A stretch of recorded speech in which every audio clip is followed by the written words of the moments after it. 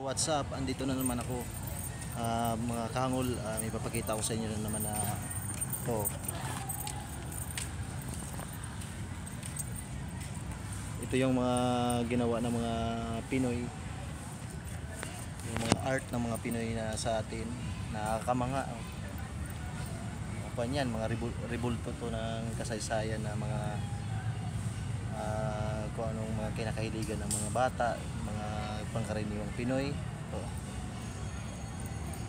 Ito pa nagsisimbolo ng kaayusan at kasiyahan ng mga bata. Kung makikita nyo dito sa rebulto na to, isa tong kahalagahan ng bata ay tunay na siyempre talagang pinaghirapan talaga. Yun lang.